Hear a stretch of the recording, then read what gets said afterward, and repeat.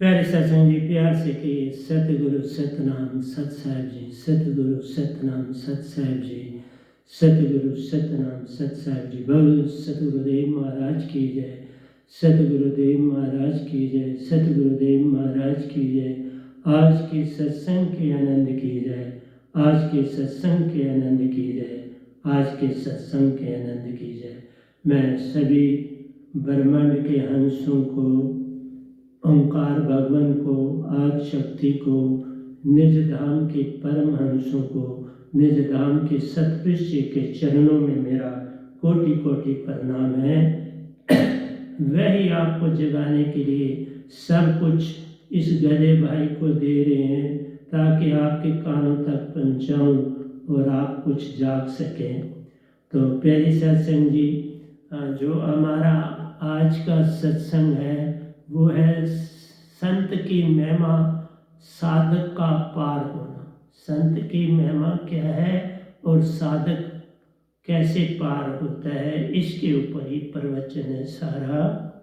तो पहले किसी का प्रश्न अंदर से आने से कोई 15 मिनट पहले आया कि आप इस चीज़ का उत्तर दीजिए कि आपके सतगुरु अभी मौजूद हैं, सत्संग दे रहे हैं और आप भी गद्दी चला रहे हैं, इसका कारण क्या है, उसके विषय में हमें जानकारी दें। तो बिल्कुल ठीक प्रश्न है।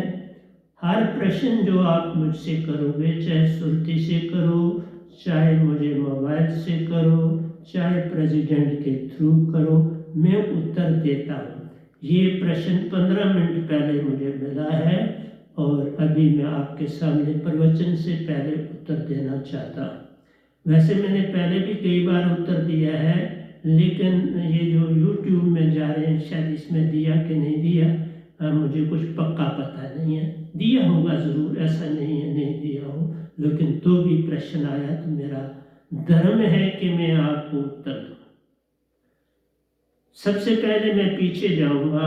आप जानते हैं कि कबीर साहब को बहुत कम दुनिया समझ पाई। आज से 700 साल पहले वो 15वीं सदी में भारत में उन्होंने अपना स्थान बनाया, अपना ठिकाना बनाया।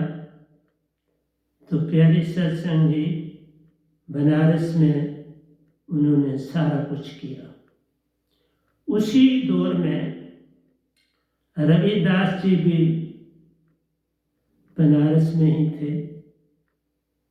उसी दौर में बाबा नानक भी थे, लेकिन वो अभी भक्ति की दुनिया में चल रहे थे, लेकिन वो किसी को दीक्षा नहीं दे रहे। रविदास जी दीक्षा दे रहे थे, कबीर साहब भी दीक्षा दे रहे थे, मीरा जी अभी शिष्यपन में थी। इसी तरह बाबा नानक जो थे वो सच्चा सौदा करने निकले थे।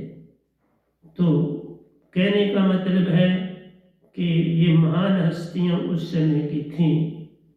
फरीद जी भी उस समय के बड़े महान थे, इसी तरह कबीर साहब थे, रविदास जी थे, बाबा नानक थे। ये उसी पीरियड की महान हस्तियां।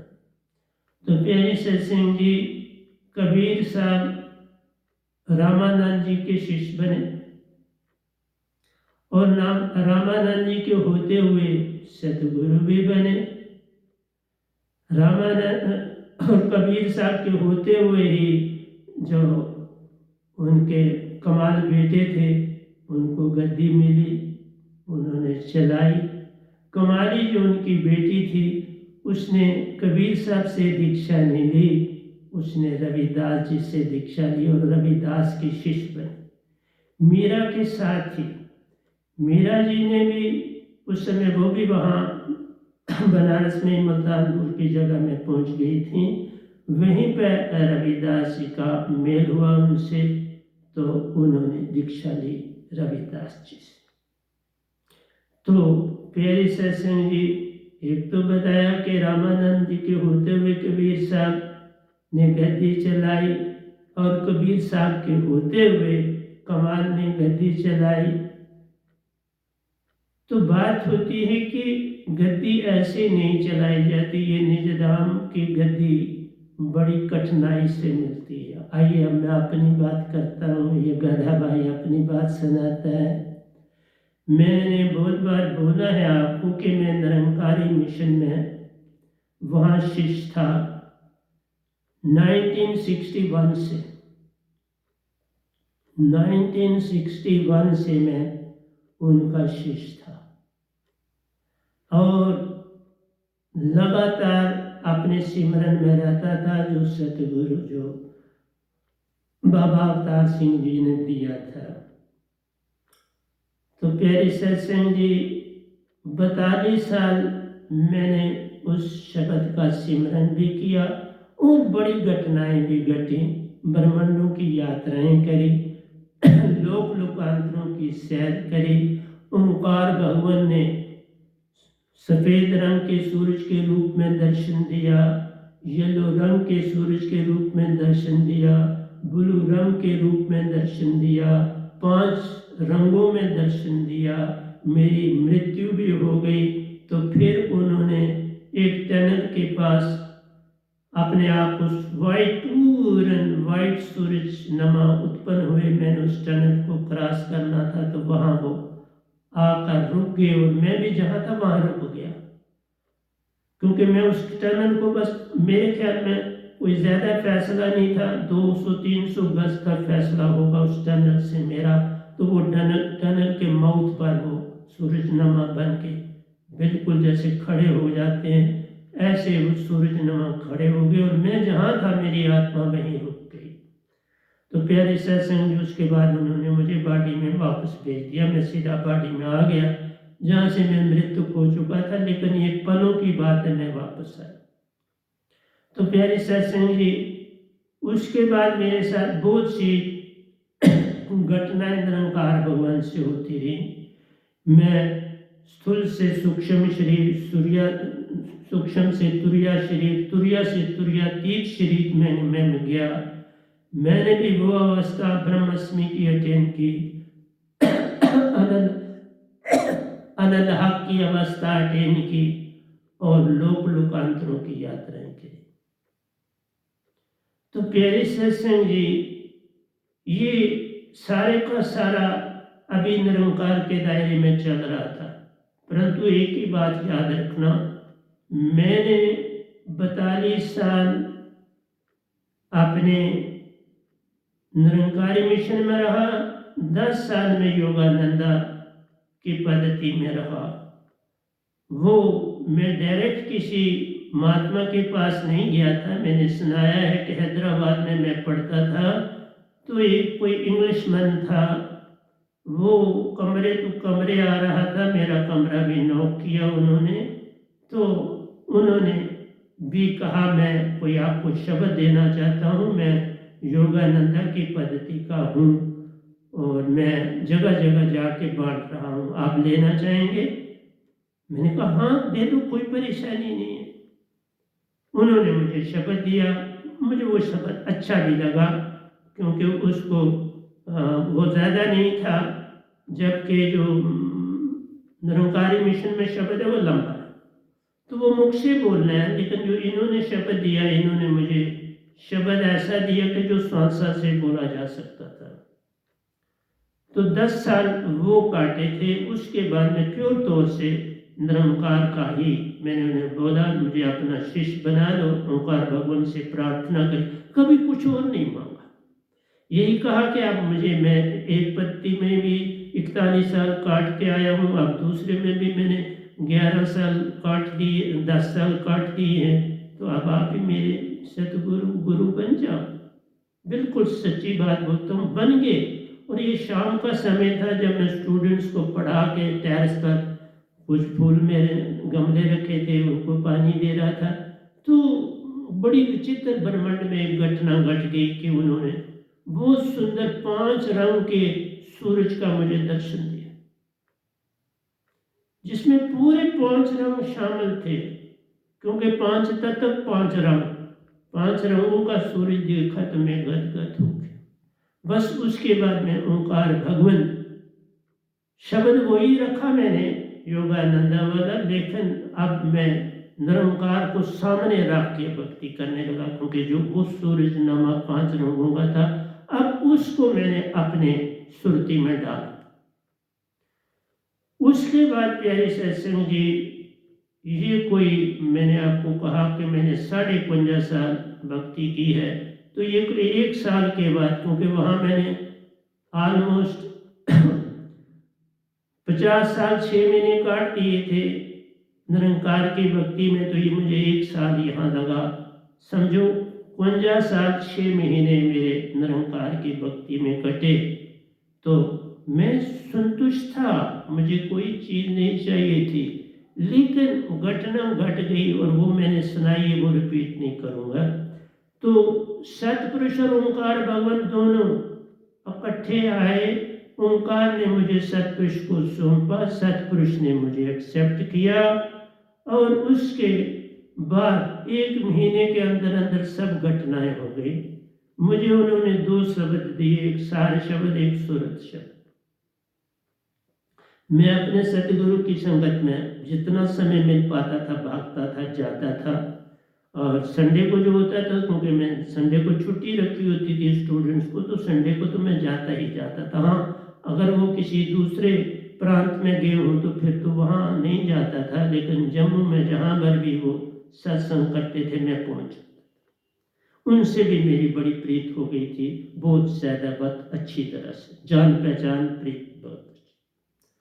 तो प्यारे सत्संग जी, फिर सतपुरुष ने ही मुझे 2 शब्द दिए, सार शब्द और सूरत शब्द, और वहाँ पर मुझे संदेशा दिया। एक दिन जब सत्संग खत्म हो गया था तो मुझे जैसे मेरे साथ ही चल रहे और मुझे कहा कि अब तुम्हारा यहाँ समय बड़ा थोड़ा है, तुम यहाँ से समेटने की अब बात करो।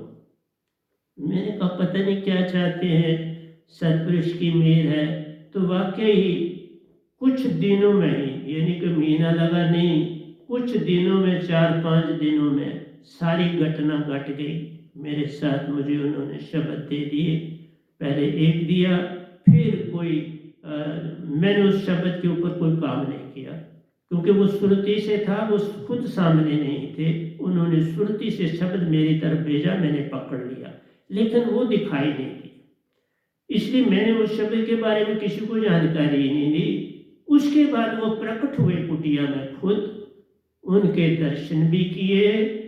उस अति महान हस्ती के सतपुरुष के दर्शन वर्णन से बाहर आए प्यारे सत्संग। बस जाते जाते उन्होंने शब्द मेरी ओर फेंका 3 बजे। मैं 3 बजे उठ के ध्यान में बैठता था, रेगुलर रूटीन थी मेरी। तो प्यारे सत्संग जी, वो जाने लगे, द्वार की साइड से आए, द्वार की साइड से जाने लगे, तो मैंने शब्द पकड़ ली। बस वो पकड़ने की देरी थी कि बस फिर उनके दर्शन ही दर्शन होने, फिर प्रेरणा आई कि अब तुम काम करो। फिर मैंने आहिस्ता आहिस्ता संगत संसार को संदेशा दिया।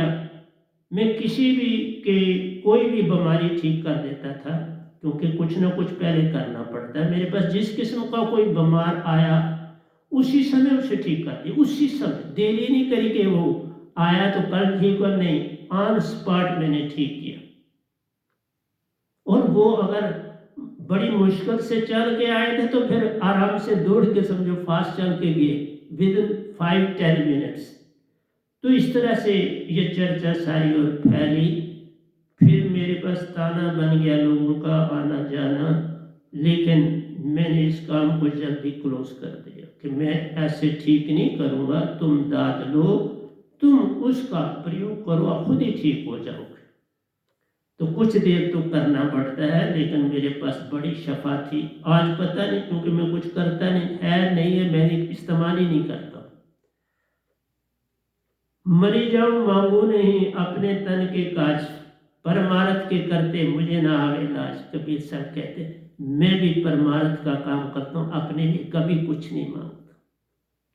मरी जाऊं मांगो नहीं, अपने तन के काज परमारथ के करते मुझे ना आवेला। तो प्यारी सत्संग जी, इस तरह से मुझे गद्दी मिली और फिर मैंने अपने सतगुरु को सुनाया सारा, अपनी संगत भी कुछ लेके गया, उनको संदेश दिया, सब कुछ बताया और उन्होंने अपने कॉन्फ्रेंस में बताया है। और मैं जानता हूं कि उन्होंने खुद सतपुरुष के दर्शन नहीं किए, उन्होंने कबीर साहब के दर्शन किए और इस गद्देबाई ने सतपुरुष के बेभा दर्शन किए, निजधाम जाके भी किए, ब्रह्मांड में भी किए, ओंकार भगवान के साथ भी किए, शास्त्र सार में उनके साथ गया। तो प्यारी सत्संग, उन्हीं के हुक्म से मैं गद्दी चला रहा हूँ, मैं अपनी तरफ से नहीं चला रहा। और दूसरी बात बताऊं कि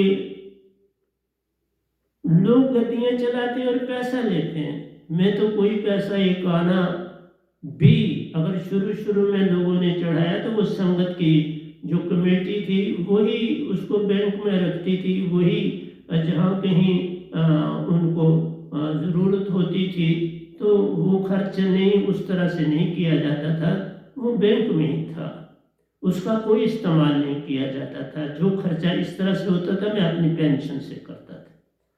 तो उसके बाद आवाज़ आई तो हमने वो पैसा सारी संगत को वापस बांट दी। पहले पूछा कि जिसने जोत चढ़ाए अगर उसको पता तो वो ले लो। उसके बाद कमेटी ने, मैंने नहीं दखल अंदाजी दी, कमेटी ने सारी संगत को पैसे बांट दिए। मैं तो एक पैसा ना तब लेता था ना अब लेता हूँ, मैं पैसे को हाथ भी नहीं लगाता, मैंने कभी किसी के पैसे को हाथ नहीं लगाया और ये वर्जित, हाथ नहीं लगाना। और मेरे को पेंशन मिलती है और मैंने आपको सुनाया मैं आधी से ज़्यादा पेंशन लोगों की सेवा में लगा देता हूँ, बड़ी थोड़ी अपने ऊपर खर्च करता हूँ और बड़े कफातशाही से खर्च करता हूँ। मैं अपने ऊपर खर्चा तेज़ी से नहीं करता, बड़ा संभल के करता हूँ।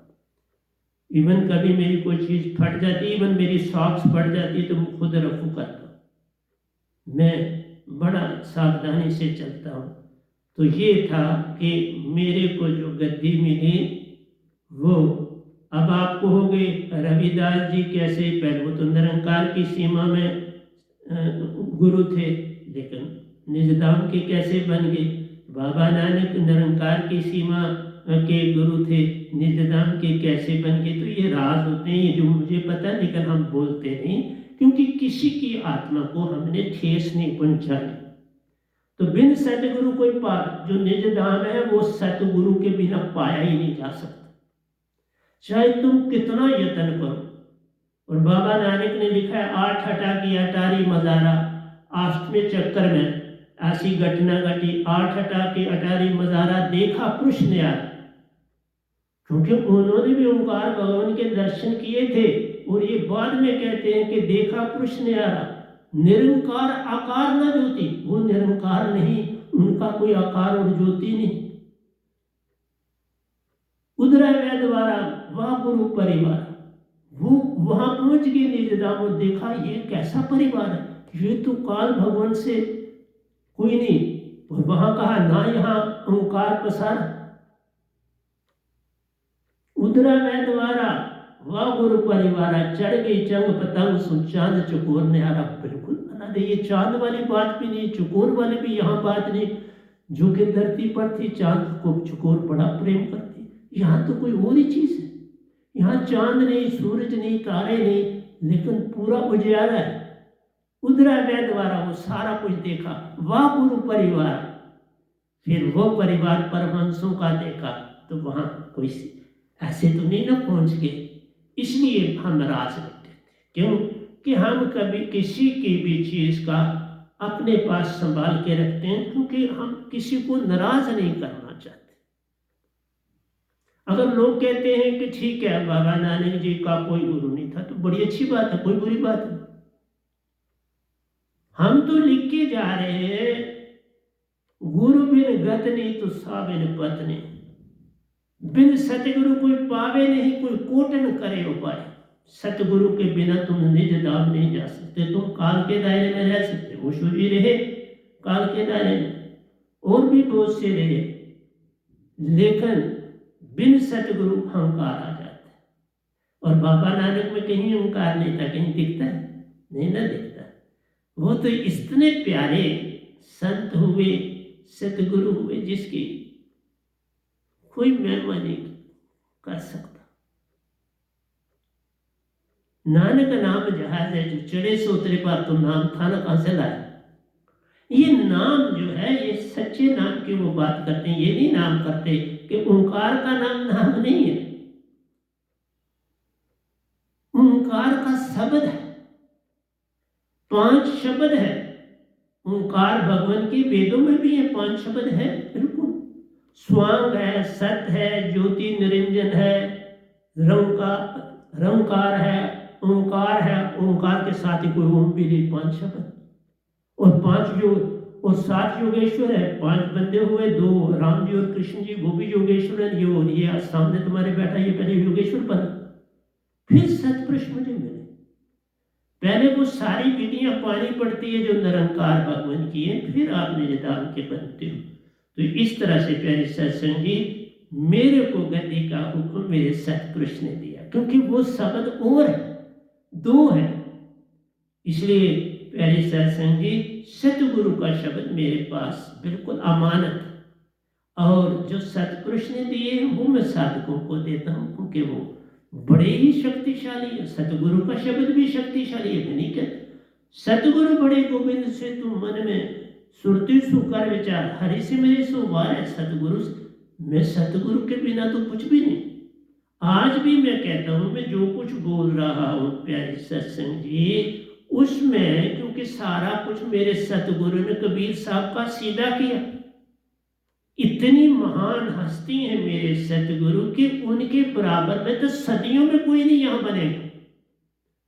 वो सारा काम जो कबीर साहब का बिगड़ चुका था, लोग वापस जो उनके पंथ चलाने वाले, वो निरंकार की सीमा में कबीर साहब को ले गए थे। मेरे सतगुरु रांजड़ी वालों ने नाम नहीं लेना होता कभी भी सतगुरु का, चाहे कुछ हो जाए, तो मैं उनको रांजड़ी वाले सतगुरु बोलता हूँ।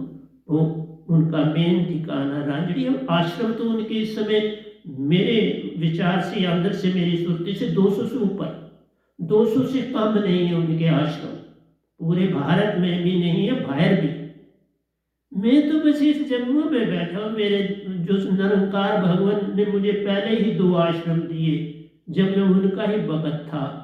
जो कंस्ट्रक्शन मेरा ऊपर एक मकान है जिसमें आश्रम है, ये नीचे तालाब तिल्लू की साइड पर बीएन हॉस्पिटल के साथ ये गार्डन था पहले, जहाँ मैं बचपन में खेला हूँ। ये गार्डन था दीवानों का। यहाँ पर भी ये जहाँ बोल रहा हूँ, ये मेरा आश्रम, और ये भी पैसा ओंकार भगवान ने दिया, और उसी से ये आश्रम बना। मैंने किसी संगत का लेकर कुछ भी नहीं बनाया। संगत से तो मैंने कभी, कहोगे कि मैंने अंगूठे तक को छूने नहीं दिया पैसे को। तो ये आपके सवाल का उत्तर है। अब मैं, मुझे परमिशन हो गया, अगर कुछ आपको रह गया होगा, मैंने सारा कुछ दे दिया, कुछ रह गया तो फिर मुझे आप प्रश्न कर सकते हो, मैं पकड़ लेता हूँ आपका प्रश्न। मैं टेरेस पर था जब किसी ने प्रश्न किया, तो मैंने कहा हाँ मैं उत्तर दूंगा, तो आपको उत्तर दिया। कुछ बचा है तो आप मुझे दोबारा कर सकते हो। लेकिन आप यहाँ से देख लेना कि कमाली ने कबीर साहब की बेटी थी, लेकिन दीक्षा उसने रविदास जी से ली, मीरा जी ने भी रविदास जी से ली, कबीर साहब से नहीं ली। अपना अपनी सोच है, अपना अपना विचार है, कोई बुरी बात नहीं। रविदास जी भी निज नाम के गुरु हैं, बाबा नानक भी निज नाम के गुरु हैं। उनको निरंकार में देख लो तुम्हारी मर्जी, सतपुरुष में देख लो तुम्हारी। उन जैसी हस्ती कौन होगा? इसी तरह मीरा जैसी हस्ती कौन होगा? मीरा जी के हाथ से मैंने निज नाम में अमृत पिया वहां, और वहीं पर कबीर जी भी थे, रविदास जी भी थे, बाबा नानक भी मौजूद थे, इकट्ठे थे। मेरी ऊपर वाली कुटिया में आए तब भी ये सतपुरुष के साथ इकट्ठे थे। ये तो चमकते सितारे वहां पर भी चमक रहे हैं, इस धरती पर भी चमके। इनकी महिमा का कौन वर्णन कर सकता है? ओशो जी भी अब निजाम पहुंच गए हैं, लेकिन इस गधे भाई की ड्यूटी लगी, सतपुरुष को पसंद आ गई, तो अब निजाम इस काल के दायरे से बाहर, जबकि उन्होंने कोई गुरु नहीं किया। ये जिनके अंदर चेतना झाग जाती है, जिनके अंदर मान ना आए, मान नहीं होना चाहिए, मान बड़े मुनिवर गले मान सभी को खाए, मान ना आए, मन और मान तज दिया तो हो गया भजन। इसलिए मैं जो कुछ बोल रहा हूँ स्टेज से सच बोल रहा हूँ, मैं सच के सिवा कुछ बात नहीं करूंगा, क्योंकि मुझे किसी से कुछ नहीं लेना, ना मैंने पॉलिटिक्स से कुछ लेना है ना। दूसरी बात आपको बोलूं, ये मंदिर मस्जिद गुरुद्वारे ना होते तो कोई भगत ही ना रहता। मंदिर मस्जिद गुरुद्वारे गिरजा घरों की जरूरत है, ये बेस है, ये फाउंडेशन है। जिस तरह हमारे हाथ और पांव है, पांव हमारी फाउंडेशन है। ये जितने धार्मिक स्थान है या जब तुम तीर्थों पर जाते हो, इससे तुम्हारे अंदर भक्ति भावना जागती है, फिर तुम आगे बढ़ सकते। कोई रंग नहीं है धरती में, कोई भी किसी किस्म की, लेकिन एक जगह रुक ना जाओ। रुक जाओगे तो तुम तालाब बन जाओगे, तुम चश्मा बनो, बहते रहो, दरिया की तरह चलो, चश्मे की तरह चलो। बस ये कहना है हमारा। हम ये नहीं कहते कोई चीज खराब, कुछ भी नहीं खराब। क्या तुम दूध, गाय के दूध को असली कहोगे तो दही को क्या नकली कहोगे? तुम दही को गलत कहोगे तो पनीर को क्या कहो? पनीर को सही कहोगे तो माखन को क्या कहो? माखन को सही है तो घी को। सारे रूप जो उस दूध के हैं, लस्सी की अपनी इंपॉर्टेंस है। तो प्यारे सत्संग जी, कोई चीज संसार में भक्ति की रॉन्ग नहीं। मैं वो आया हूं धरती पर जो तिनके से उभर के यहां पहुंचा, तिनके से यहां पहुंचा हूं मैं प्यारे सत्संग जी। तो तब जाके ये दात, हाँ मैंने किसी का क्रिटिसिज्म नहीं किया, मैं किसी से झगड़ता नहीं हूं, मैं किसी से कोई वार्तालाप नहीं। अच्छा लगे तो अपना लो, बुरा लगे जाने दो। किसी को दात पसंद है ले लो, नहीं पसंद छोड़ दो। नहीं पसंद माता और कौन कहता है। आकर भी अब मैं जल्दी नहीं देता, पहले उनको देखता हूँ, अच्छी तरह परखता हूँ, फिर आओ फिर दूंगा। ऐसे किस लिए देना? क्योंकि जो मेरे पास दात है उसकी कोई कीमत नहीं। शब्द तो मौलूम के, ये जो आपका शब्द बोलते हो ना, ये तो किताबों में लिखा है। जो मेरे पास शब्द है, ना बोल ना तोल, लिखा ना जाए, पढ़ा ना जाए, सुना ना जाए, सुनाया ना जाए, ये तो शब्द में दे, जीवा पर आवे नहीं, निरख परख के ले।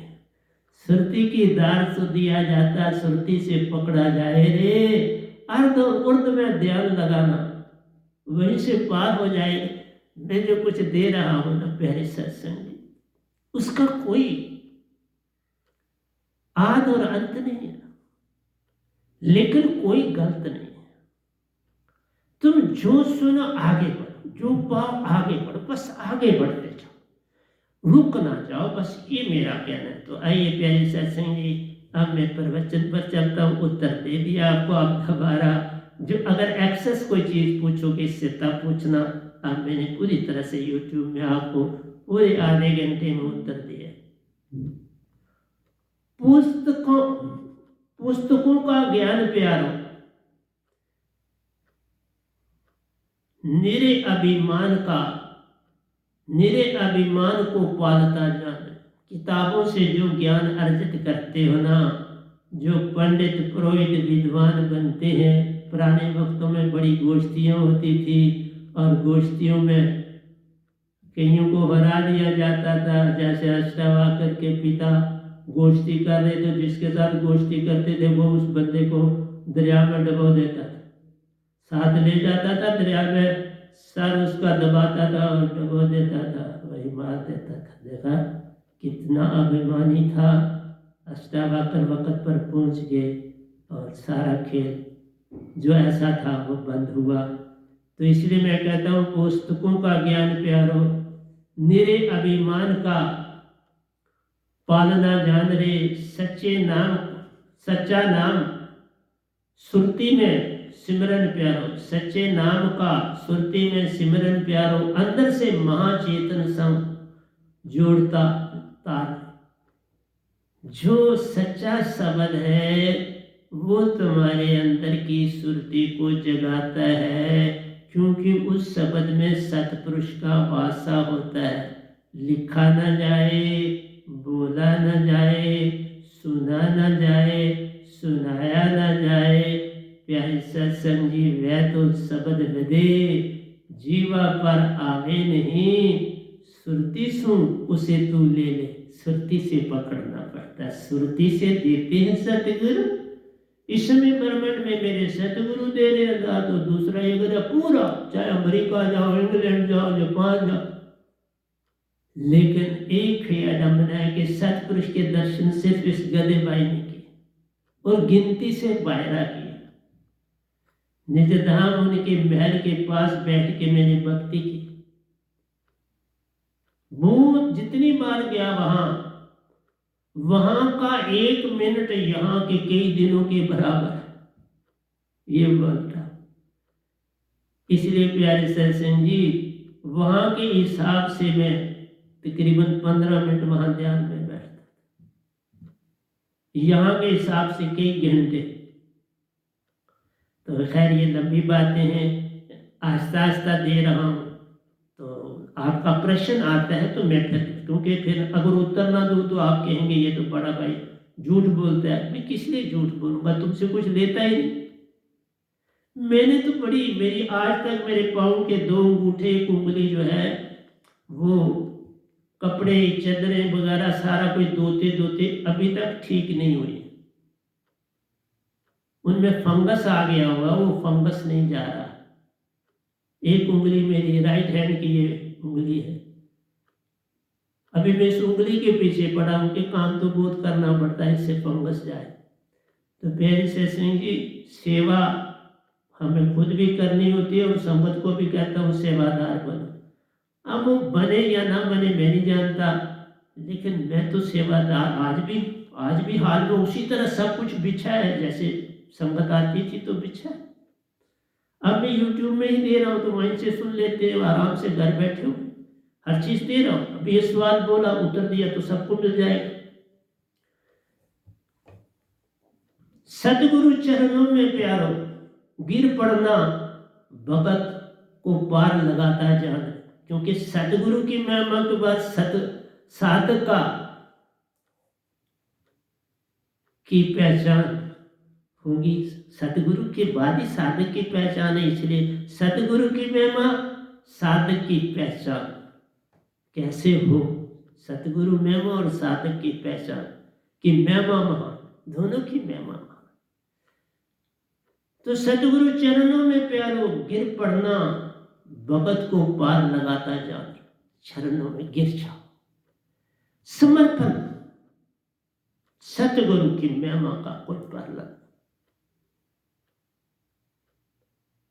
अभी तक मैं इस समय 80 क्रॉस कर चुका हूँ और कम से कम सुबह से शाम तक 5, 4.5, 5 घंटे योगा करता हूँ प्रतिदिन, विदाउट फेल। सर्दी हो, गर्मी हो, तूफान हो, मैं 4 से 4.5, इवन 5 घंटे, कई बार 5.5 घंटे काम भी और योग भी। हर काम अपना खुद करता हूँ, रोटी नहीं खुद पकाता हूँ, वो रोटी मैं पैसे दे के ले लेता हूँ, लेकिन बाकी सारे काम खुद करता हूँ, हर काम। संत प्रेम के बल से प्यारो, प्रेम के बल से प्यारो, कठोर से कठोर हृदय में प्रेम भर देते जाओ। हमारे शब्द से कितने कठोर हो तुम, हम उसको पूर्ण प्रेम की धारा से बिल्कुल निर्मल कर देते हैं, बिल्कुल पानी जैसा बना देते हैं। पानी नहीं मैं कहूँगा, हम उसको हवा पवन की तरह बना देते हैं। तुम तो ठोस बने होते हो, पहले पिघलाते हैं, फिर पगलाते कर उसको वशीकरण करवाते हैं, बाप बन जाए तो काम बन गया ना, हमारा फैल जाता है फिर सब जगह। संत प्रेम के बल से प्यारो, कठोर से कठोर हृदय में प्रेम भर देते जान रे। वैश्या, आइए मैं वैश्या हरिदास जी जो हुए बहुत बड़े गायक हुए। प्यारे सत्संग जी क्या पहले मंगन थे, मथुरा में कृष्ण भगवान के मुरीद बन गए और हिंदू हो गए, और सुबह 3 बजे वो उठते थे और हरि कीर्तन गाते थे। तो उनका गला क्या था। तानसेन भी अकबर को कहता है मैं क्या गाता हूँ, जो मेरे सतगुरु हरिदास जी गाते हैं, तानसेन के गुरु थे। तो प्यारे सत्संग जी बताया हुआ है मैंने। तो एक उनके जो दुश्मन वगैरह थे, जो उनसे नफरत करते थे, जिनको लगता था इसने धर्म परिवर्तन क्यों किया, अपना धर्म क्यों छोड़ा, तो वो कई ढंग से इनके ऊपर हमले करते थे। तो एक बार वेश्या को भेजा इनको बरगलाने के लिए, इनको धोखा देने के लिए, इनको फंसाने के लिए। वेश्या हरिदास को वश पे न कर सके प्यारो, उसका गंदा विचार दर्शन मात्र से दूर हुआ जान। जब हरिदास जी का दर्शन ही किया, उनके चेहरे के ऊपर मुस्कान देखी, उनके चेहरे के ऊपर प्रभु प्रेम भक्ति देखी, तो वो कहने लगे हो मैं तो गलत जगह आ गई, ये स्थान मेरा नहीं था, ये तो बहुत प्यारा मालिक का है। तो देखा, जिस समय आप सत्य भक्ति में पड़ जाते हैं, आपको कोई विकारी नहीं बना सकता। विकार तो सपने में भी नहीं आ सकता, और वो विकार वाली वृत्ति खत्म हो जाती है, क्योंकि वो सारी एनर्जी तुम्हारे सर पर चढ़ जाती है और तुम्हें भक्ति की ओर ले जाती है। ये ऊर्जा बड़ी बड़ी उन्नति कराती है। ये वेरे की ऊर्जा बहुत तेज है। ये भक्ति में इतनी मदद करती है जिसका वर्णन नहीं। तो वैश्या बेचारी भागी, कहाँ आ गई और उल्टा तरी। फिर उसने कहा भक्ति ही करनी, अब ये काम नहीं कर। फिर वो भी भगत हो गई। देखा, ये होता है संतों का संग। एक बार जो मेरा सही सत्संग अंगत से तैयार होके आए, इसलिए ना आए कि उसने कुछ बनना है, कुछ समाज को दिखाना। ये नहीं करना कि अपना आप शो करना, तभी उनको फिर आस्ता आस्ता हम छोड़ देते। जो अपना आप ही दिखाना चाहते हैं संसार को, फिर आस्ता आस्ता वो सतगुरु से दूर होते चले जाते, फिर कभी नजदीकी नहीं आती, फिर कभी नहीं तरते, फिर रह जाते हैं काल में फंसे हुए। और जो काल में फंस गया, फिर वापसी कोई नहीं कर पाता, फिर कोई नया सतगुरु उनको नहीं तार सकता। फिर वो क़यामत उनके लिए पूरी जाया हो जाती है, पूरी क़यामत। ये छोटा रास्ता नहीं, ये रास्ते बड़े कठिन है, चलना संभल संभल के, बड़े कठिन रास्ते। सतगुरु के साथ पर्लन करा नहीं तो बस गिर गया।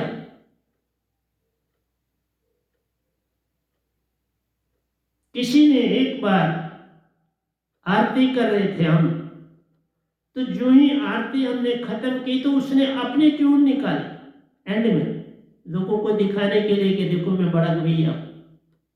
उसके बाद उसका पतन शुरू हो गया। मैंने नहीं कभी कहा, आज सुना, उसने दिखाना चाहा कि मैं सतगुरु से ज्यादा अच्छा गाता हूं। उसका विचार होगा ऐसा। भाव कहां से लाओगे? गाना भाव से होता है। भाव विचार नहीं है, विचार विजाती है, वो मन है। तुम्हारे मन ने काम किया, मैं तो भाव से गाता हूं, इसलिए प्रतिदिन गाता हूं, आज भी गाऊंगा। भाव से गाना तो सतगुरु गाएगा ना। तुम गाओगे मन से, तानसेन की तरह गाओगे। तुम तानसेन के बदले हरिदास नहीं बन पाओगे ना। अभी हरिदास जी बेचारे काल के दायरे के गुरु थे, इसलिए पतन हो जाता। तुम्हें पता ही भी नहीं चलता और पतन हो जाता। मैं क्या करूं? चैतन्य महाप्रभु हुए। गोस्वामी जी को तो आप जानते हो, बहुत सुना है, आगे लफ्ज नहीं बोलूंगा, गोस्वामी तक ही बोलूं। चैतन्य महाप्रभु ने प्यारो गोस्वामी को गले लगाकर, गोस्वामी को चमड़ी का रोग था, ओंकार भगवान ने दिया था, इसलिए उन्हें प्रतिदिन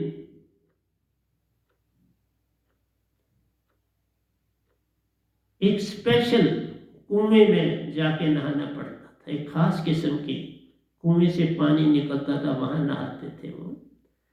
तो उनको चमड़ी का रोग था। चैतन्य महाप्रभु को पता था, तो उन्होंने क्या किया, गोस्वामी को गले लगाकर चर्म रोग को दूर किया जाए। चर्म रोग को, जो शरीर की चमड़ी का रोग था, चला गया। देखो, गले लगाया और चला गया। भगत भगवान सतपुरुष को प्यार, अंदर से सर्वत्र देखते रहते। देखा, भगत भगवान सतपुरुष को प्यारे। इवन भगत जो है, इवन भगवान भी, ओंकार भगवान भी, जिनकी तुम सारा संसार भक्ति है, वो भी सतपुरुष की ओर देखते रहते। कब आएंगे और मुझे तो मेरे पास आए ना, दोनों इकट्ठे आए। मैंने निरंकार भगवान को भी प्रणाम किया, फिर सतपुरुष को भी किया। ओंकार भगवान को कहीं शास्त्र में रहा हूँगा तो नहीं ना पार हुआ था, फिर जन्म हुआ ना मेरा। शास्त्र सार में रहकर भी जन्म होता है, क्यामत तो क्यामत, तभी पहचाने। नहीं तो कोई ब्रह्मांड में आज तक नहीं कहता कि मैंने निरंकार भगवान को साक्षात देखा है रूप में। लेकिन यूं ही दर्शन करो, वो फिर काले हो जाते, याद नहीं रहता। मुझे कोई सतपुरुष का याद है, ओंकार भगवान का याद नहीं। ऐसा कबीर जी लिख के गए और बिल्कुल सच बैठा।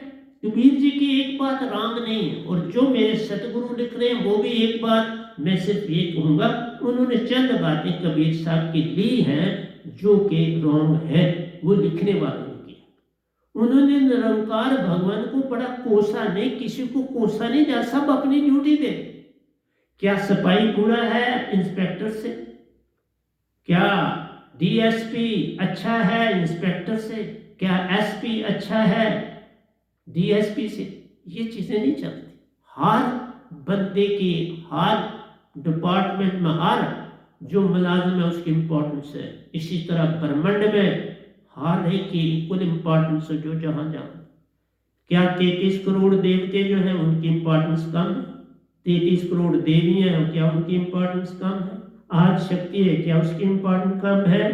3 देवता है जिन्होंने सतरज और तम को पकड़ा हुआ है, तीनों अपना काम चला रहे, क्या नहीं? सब अपनी ड्यूटी दे। इसी तरह ओंकार भगवान सबके ऊपर मन रूप में तुम्हारे अंदर भी बैठे हैं, सुषुम्ना में, और बाहर भी पूरी निगरानी रखते। विचारों पे विचार तुम्हें देते, अपना काम कर। तुम ना लो ना, तुम्हें कोई खाना दे रहा है, जब खाना तुम खा रहे हो तो वो आप, तुमने जितना खाना दिखा दिया, आपको कोई कहेगा वो खाना डाले तो आपका तो नहीं वो नहीं दे। क्यों? अंदर जगह ही नहीं, तो क्या जाया करोगे? इसलिए प्यारी सत्संग जी, कुछ भी बुरा नहीं है ब्रह्मांड में, एक दिन का भी बुरा नहीं। इतनी साइंटिफिकली चीजें बनी हैं जिसका पता नहीं। धरती है तो पानी में मिल जाए, पानी है तो अग्नि में मिल जाएगी, अग्नि हवा में बन जाएगी, और हवा सुन में जा समाएगी। कौन बुरा? एक से आए एक में समाना, यही सच्चा काम रे। कौन अच्छा कौन बुरा प्यारा, यही भरम तू जान रही है। भरम है, अच्छा बुरा दोनों सिक्के के 2 हिस्से हैं। तुम अच्छा लेना चाहते हो, बुरा नहीं। अच्छा बुरा एक समान। तुम अच्छे को भी उसी तरह कबूल करो जैसे बुरे को करते, बुरे को उसी तरह कबूल करो जैसे अच्छे को करते। बुरा देखने में गया तो बुरा न मिलिया को, जो सुरती खोजी आपने तो मुझसे बुरा ना को। मैं अभी भी कहूंगा पूरा ब्रह्मांड बहुत अच्छा है, मेरे से सब अच्छा है, मैं बुरा। और सच कह रहा हूं, मेरे में अवगुण ज्यादा होंगे, किसी संगत वाले में कोई अवगुण नहीं।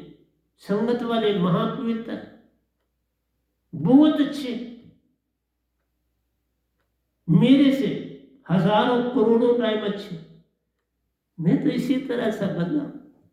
मेरे पर सिर्फ कृपा है, मेरे सतगुरु की, सतपुरुष की, ओंकार भगवान की, 3 देव, सबकी कृपा है, संगत की कृपा। मैं तो कृपा से अपना काम कर रहा हूं, कृपा न हो तो मैं क्या करूंगा? प्यारी सत्संग जी,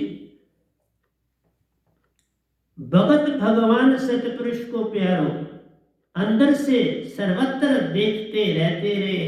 देखा, सतपुरुष की ओर सबकी निगाह है। जो जानते, जो नहीं जानते वो क्या कहे। अपने असली रूप उसे पति को हो, पिता को, उसी से तुम आए, चौथे लोक से तुम आए प्यारो। तीन लोक में तुम कैद में हो और अपने आप को ही कैद में डाला है। कोई नहीं आत्म बांधने वाला, आत्म निज को बांधा, किसी ने नहीं बांधा, खुद को तुमने बांध दिया। ये ताकत तुम में थी अपने आप को बांधने की, तुमने बांध दिया। गाय को दूसरा कोई बांधेगा, घोड़े को कोई दूसरा बांधेगा, बैल को कोई दूसरा बांधेगा, डाक को कोई दूसरा बांधेगा, बिल्ली तुमने खुद ही अपने आप को बांधा है ना विचित्र। किसी और ने नहीं अपने आप को खुद बांधा, मनुष्य ने अपने आप को खुद बांधा है ना विचित्र इंसान धरती पर, जिसने अपने आप को बांध दिया। जागना नहीं चाहता। मैंने कहा ना 1000 सत्संग मेरे हार्ड डिस्क में बंद पड़े हैं, उनको नहीं खोला। इस समय मैं आपके सामने 948वां सत्संग दे रहा हूं। 948 इतने सत्संग थे। और इस समय जो भी दे रहा हूं, हर सत्संग मेरा एक सत्संग, क्योंकि मोबाइल गिर गया था, उसके बाद पिकअप नहीं हो सकता था, तो फिर वो कम टाइम का गया। तो मैं हर सत्संग तुम्हें ऑलमोस्ट 1.5 घंटे का दे रहा हूँ, क्योंकि 1 घंटा मैं प्रवचन करता हूँ, उसमें फिर मैं भजन में चला जाता हूँ। जितना समय भजन में लगता है मैं वहां देता हूँ। भगत भगवान सतपुरुष को प्यारो, अंदर से सर्वत्र देखते रहते, जान रे कर्म। ध्यान रखना, ये गीता से कृष्ण भगवान ने क्या कहा, कर्म, भक्ति और ध्यान, 3 बातें गीता में है। मैं गीता की एक एक चीज एक एक पकड़ता हूं ताकि तुम्हारे अंदर बैठे, क्योंकि मेरी सबसे प्यारा ग्रंथ बचपन का गीता है। गीता मेरे उंगलियों पर ठहरी हुई, इसलिए तो मैं कहता हूं कर्म, भक्ति और ध्यान प्यारो, बिन मै नाम शब्द कैसे पावे निज घर वासारे। तुम्हारे पास कर्म भी करो, भक्ति भी करो, ध्यान भी करो, काल में फंसे रह जाओगे। एक चीज जोड़ लो, मेरा शब्द। शब्द नहीं है, लिखा ना जाए, पढ़ा ना जाए, सुना ना जाए, सुनाया ना जाए, वह तो शब्द विदे जीवा पर आवे नहीं नरक पर के। तो वो शब्द जब डालोगे तो ये तुम्हारा जो सब कुछ है, कर्म, भक्ति और ध्यान, एक हो जाएगा। ये एक बन जाएगा और फिर तुम निज घर जा पाओगे। विन वे नाम शब्द कोई पार ना पावे, काल में अटका जान रे। आगे तुम्हारी मर्जी। सतपुरुष को जानना, पहचानना, पाना प्यारो, 3 बात। जानना है, जान के पहचानोगे ये कैसे हैं, और फिर पाना है, अंदर बसाना। जानना, पहचानना और पाना, देखा 3 बात। वो चीजें लिख रहा हूं मैं, तब लिख रहा हूं काव्य कि ये सदा अमर रहे चीजें। यूट्यूब में भी अमर है, और ये जो मेरा ग्रंथ, ये 12वां शायद ग्रंथ होगा कि 11वां होगा। ये 11वां ग्रंथ लिखता जा रहा हूं, और एक एक लाइन हीरे की तरह तुम्हारे सामने रख रहा हूं। सतपुरुष को जानना, पहचानना, पाना, 3 काम करने प्यारो, उसी में रम जाना जान रे। वही कहना, आंखों की कर कोठड़ी, पुतली पलंग बछाए के, पलकों की चिक डाल के पिया को ले जाए। फिर रजाना है, उसको अंदर बिठाना है, हृदय में नहीं, हृदय काल का है बाबा, हृदय में नहीं, सुरती में बिठाना है। ये आंख की चिक डालनी है, जब पर्दा डालना है तो सुरती में खो जाना है। तो ये दाद जब तक ना पाओगे तुम हो नहीं सकते। तभी तो कहा ओशो जी ने बड़े सत्संग दिए, आत्मा को नहीं ना पहचान पाए, सुरती तक नहीं आए, आत्मा में जाती है, उसमें तुम हंसा हो, तन हो, मन हो। वो तन मन को जान पाए, पूरा हंसा को नहीं जान पाए। आत्म को नहीं पहचान पाए। इसी तरह पूरे ब्रह्मांड में जितने बोलते हैं ये नहीं जान पा रहे, और कोई सुनेंगे एक दिन, वो मैं नहीं हूँगा धरती पर, फिर वो मेरे सत्संग सुनेंगे। लेकिन उसके बाद बड़े साहब जी श्यामत में पढ़ते हैं, वो निजधाम से हो आए मेरे साथ। एक बार मेरे साथ गए, दूसरी बार खुद गए, और मैंने जाते देखा बड़ी महान हस्ती, चुप, गंभीर, वेरी इंटेलिजेंट। वही आपको ये मेरे सत्संग यूट्यूब में भेजते हैं, मैं नहीं भेजता, वही करते हैं सारा काम। हार्ड डिस्क में वो डालते हैं, आपको देते हैं, मेरा बोलना उसके बाद वो भेजते, खुद वो भेजते। इतना सा काम हो गया तो हो गया भजन। सतपुरुष को जानना पहचानना पाना प्यारो, उसी में रम जाना सच्चा काम रे। देवी देवन जगत में प्यारो, कोटिन जे पूजे कोई दे। देवी देवताओं की जितनी मर्जी भक्ति करोगे करोगे, वो दे जो सकते हैं उनके पास है, वो आपकी मांगों को पूरा कर दे।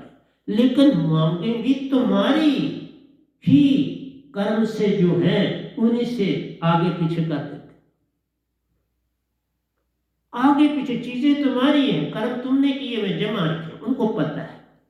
तुम मांगते हो तो वो तुम्हारी चीजों को देते, ये कहाँ पड़ी, वहां से निकाल कर तुम्हें दे देते हैं, और तुम उन्हीं के गुण गाते हो। वो तुमने अर्जित किया अपने किसी जन्म, ज्यादा फल इससे पहले जन्म, उससे फिर नेक्स्ट के बड़ा थोड़ा, उससे ये भी बताऊंगा परसेंटेज।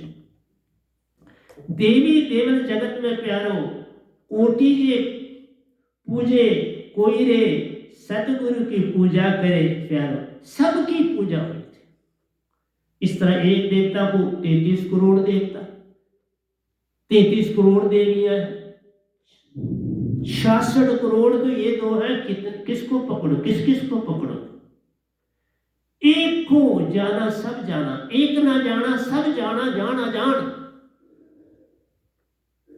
कबीर साहब लिख के गए, और मेरे सदगुरु ने वो सबको शेप दी। ऐसा काम ब्रह्मांड में कोई नहीं कर पाया जो मेरा सतगुरु